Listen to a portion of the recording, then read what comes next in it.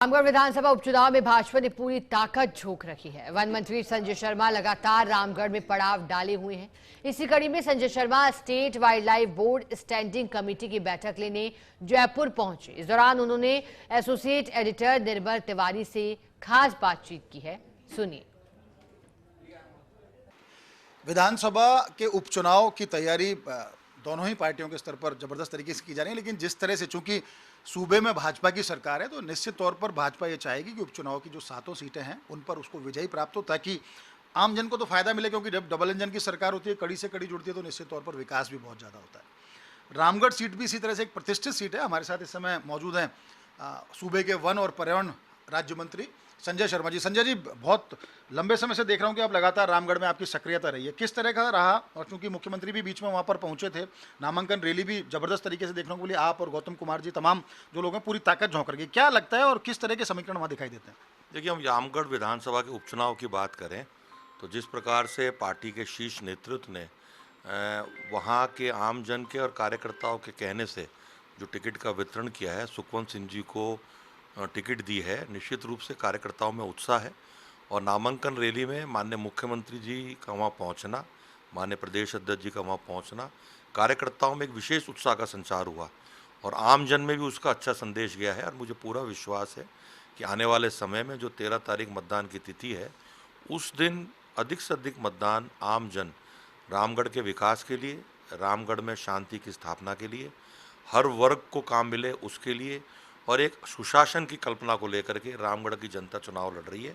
और उनको पूरा विश्वास है कि आने वाले समय में हमारे यशस्वी मुख्यमंत्री आदरणीय भजन लाल जी के नेतृत्व में रामगढ़ का विकास सुनिश्चित हो सकता है। उस बात को लेकर के रामगढ़ की जनता भारतीय जनता पार्टी के पक्ष में मतदान करके सुखवंत सिंह जी को जिताने के लिए कद संकल्पित है। एक सवाल ये भी था, चूंकि आप अपने व्यस्ततम समय में, आपको रामगढ़ जिस तरह से जिम्मेदारी दे के बीच में आप समय निकाल करके थोड़ा सा, आज वन्यजीव मंडल की बैठक भी थी स्टैंडिंग कमेटी, क्या उस बैठक में रहा? संक्षिप्त में थोड़ा बता दीजिए। देखिए, आज Rajasthan state wild life board की स्टैंडिंग कमेटी की बैठक थी और उसमें जो एजेंडे के अंदर बिंदु आए उस पर सारगर्भित चर्चा हुई है।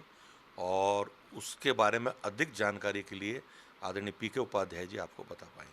अच्छा, एक सवाल और था, आज गोगुंदा से भी 3 लेपर्ड यहाँ जयपुर भेजे गए हैं, वैसे वहाँ जो केजिंग करी थी गोगुंदा में, तो बाकी जो शेष लेपर्ड, क्योंकि पिंजरों में वहाँ रखा जा रहा है, तो क्या सज्जनगढ़ का विस्तार करने की भी योजना है, या जो उन लेपर्ड्स को यहाँ लाए तो उनकी रिवाइल्डिंग भी होगी, किस तरह से देखते हैं? सज्जनगढ़ का विकास तो हम लगातार कर भी रहे हैं। वहाँ अभी कुछ समय पहले लॉयन सफारी का भी विधिवत शुभारंभ किया गया था। लॉयन और लायनेस वहाँ से गुजरात से लाए भी गए हैं। पैंथर चूँकि एक आपदा समझें या एक परेशानी का सबक बना है, वहाँ के आम वासियों जो ग्रामवासी हैं या उदयपुर शहर में भी प्राय पैंथर सड़कों पे आने लगा है। और अभी हाल ही में 4 पैंथर्स अपने केज के अंदर आए थे, तो उनको अलग अलग जगह भेजा गया, जिसमें जयपुर भी भेजे गए हैं। और किस प्रकार से ग्रामवासी सुरक्षित रहें और किस प्रकार से वन्य जीव सुरक्षित रहें, उसके लिए भी वन विभाग द्वारा एक सेमिनार आयोजित की जाएगी। उसमें वन विभाग के अधिकारी और ग्रामवासियों के बीच में एक संवाद स्थापित किया जाएगा, जिससे एक भय का वातावरण वहाँ ग्रामवासियों में उत्पन्न हुआ है, उसको दूर करके एक इस प्रकार की स्थिति पैदा की जाएगी जिससे ना तो वन्य जीवों में और ग्रामवासियों में कोई आमना सामना हो। और इस प्रकार का प्रयास किया जाएगा कि वन्य जीव भी सुरक्षित रहें और ग्रामवासियों के जो अधिकार हैं वो भी सुरक्षित रहें। आपके पास चूंकि पर्यावरण विभाग भी है, पिछले दिनों एक आदेश जारी किया गया ग्रीन पटाखों को लेकर, ग्रीन आतिशबाजी की जाए, और चूंकि आप तो खुद भी एनसीआर क्षेत्र से जुड़े, अलवर से आते हैं, तो किस रूप में क्या दिशा निर्देश है और आप जनता से क्या अपील करना चाहेंगे? देखिए, विशेष रूप से एनसीआर क्षेत्र में ग्रेप और कई तरह की पाबंदियां रहती हैं पॉल्यूशन को लेकर के। और दुर्भाग्य ये है कि हमारा राजस्थान का क्षेत्र उन पॉल्यूशन से बहुत दूर है, पर्यावरण शुद्ध भी रहता है।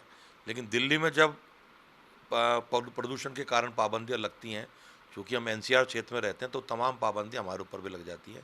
निर्माण कार्यों को रोक दिया जाता है और जो भी काम होते हैं जो निर्माण से क्रमित हो या सृजन से संबंधित, सबको रोका जाता है। क्योंकि दीपावली का पर्व है और पूरा देश इस पर्व को उत्साह के साथ मनाता है। और हमारे यहाँ पौराणिक काल से परंपरा रही है कि हम पटाखे चला करके अपने उत्साह को और उल्लास के साथ मनाते हैं। बीच में एक आदेश जारी हुआ था जिसमें एनसीआर क्षेत्र में पटाखों को प्रतिबंधित कर दिया गया था, लेकिन पूर्व में इस प्रकार के आदेश थे कि एनसीआर क्षेत्र में ग्रीन आतिशबाजी की जा सकती थी। तो मैंने, जब मेरे संज्ञान में यह विषय आया और विशेष रूप से अलवर शहर के हमारे आमजन और व्यापारी भाई मुझसे मिले, तो मैंने हमारी एसीएस फॉरेस्ट एंड एनवायरनमेंट से आग्रह किया और उनको बताया कि इस प्रकार पूर्व में भी है, तो उन्होंने तुरंत इस बात को स्वीकार किया। उस आदेश में संशोधित करते हुए हमने एनसीआर क्षेत्र में जो आमजन है और हमारे व्यापारी भाई हैं उनको राहत प्रदान करते हुए राज्य सरकार ने ग्रीन आतिशबाजी की अनुमति भी दी।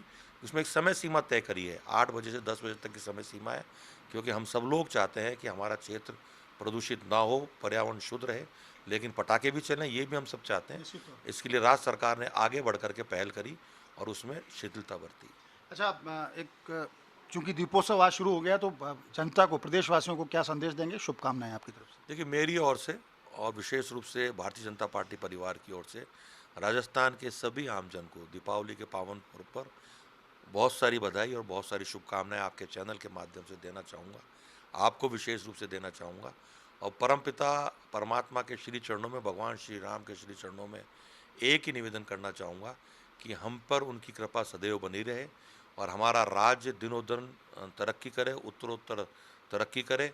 और हर घर में हम दीपावली का पर्व साल में एक बार मनाते हैं, लेकिन हम परमपिता परमात्मा से प्रार्थना करते हैं कि प्रत्येक घर में इतनी खुशियाँ हों कि हर दिन हर पल वो दीपावली की तरह अपने घर में खुशियाँ मनाएं। बहुत बहुत शुभकामनाएं दीपोत्सव की आपको भी Sanjay Sharma ji.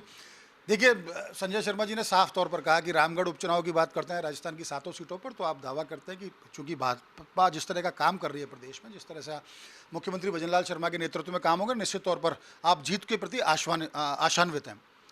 State wild life board की स्टैंडिंग कमेटी की बात है, तो आपने कहा जिस एजेंडे पे चर्चा हुई उस एजेंडे को किस तरह से लागू किया जाए, बहुत सारे क्लियरेंस थे, चाहे रोड के क्लियरेंस हो, डिस्कॉम से जुड़े हुए क्लियरेंस हो, उन सब क्लियरेंस के ऊपर चर्चा की गई और भविष्य में एक वाइल्ड लाइफ को लेकर एक बेहतर ताना बाना बुना जाए, लेपर्ड्स को किस तरह से संरक्षित किया जाए, उनका एक पूरा तखमीना तैयार किया जाए, उन तमाम बातों को लेकर काम की। और सबसे खास बात आपने अंत में कहा कि प्रदेशवासियों को प्रभु श्री राम इतनी खुशियाँ दें कि वो रोजाना दिवाली मना पाएँ। कैमरा पर्सन नरेंद्र के साथ Nirmal Tiwari, first India news, Jaipur.